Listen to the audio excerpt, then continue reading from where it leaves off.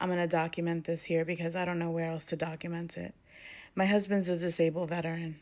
We have been trying to get him to be seen by a doctor who actually cares. Now, years ago, he was seen by doctors who cared. He had amazing doctors, actually, at the facility that we were visiting. And then those two doctors left, and they started getting floating doctors. So the clinic always had a new doctor. So every single time he would go in, he would have to re-explain his condition over and over. Now you would think, oh, well, they're physicians, so they take detailed accounts, right? Of each patient. They should have detailed accounts. No, the patient has to go in and explain everything and then re-explain everything and then re-explain everything. And then they're placed on one medication. And then another floating doctor comes and takes them off that medication and puts them on another medication and causes all kinds of havoc. And then they get a call. My husband gets a call about this damage in one of his organs and how severe it is.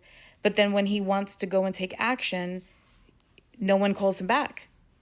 So then you call the patient advocate and you say, you know what? I want to see a doctor who's actually going to pay attention. Can you please have my doctor switched?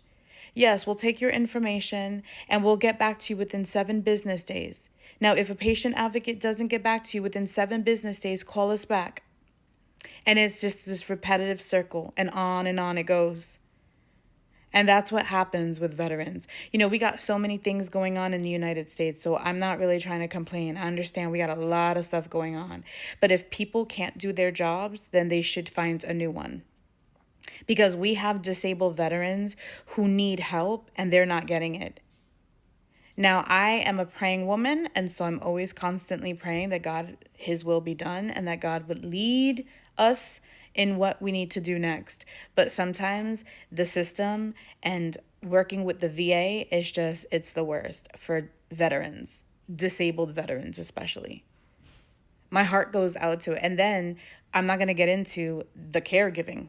As a caregiver to my husband, who's a 100% rated veteran, he's a disabled veteran, unemployable because of his condition, and I have to be here 24/7 making sure everything's okay.